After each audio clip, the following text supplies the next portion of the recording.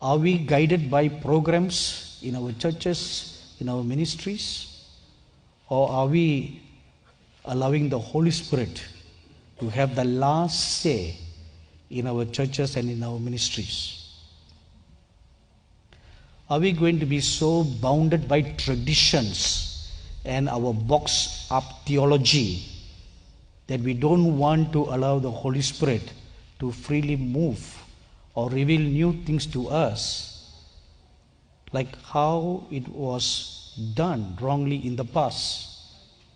For example, for thousands of years, the Pharisees and the Sadducees had the law of Moses, and they were so boxed up by their traditions that when the Lord Jesus came and he started teaching new things, they rebelled against all that.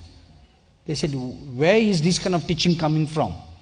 They rebelled at John the Baptist, and they rebelled against the Lord Jesus. Why? Simply because they were very comfortable in their own traditions. To break the traditions, to come out, is quite scary, because you are now going to walk the path less walked. Or like what our Dr. Bruce Allen always likes to say, the vanishing point. You don't see what lies ahead. Or like what John Picard used to say. You know John Picard? You don't? John Picard? How come you don't know John Picard?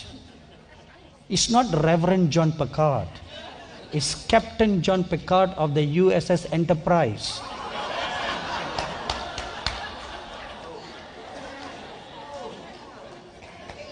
To go where no one has gone before. I'm a sci-fi fan.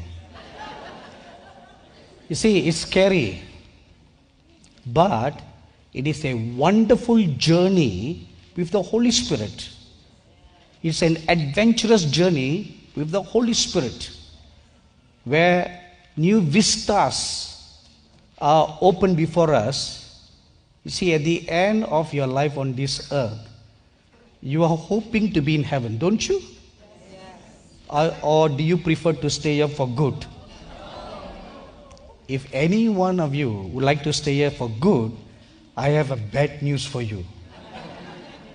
Because this earth is not going to last forever. It's going to be burned by fire.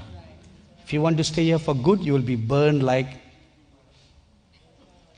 MFFC. You know what is MFFC? You don't. What kind of Americans are you? That is Moravian Falls fried chicken.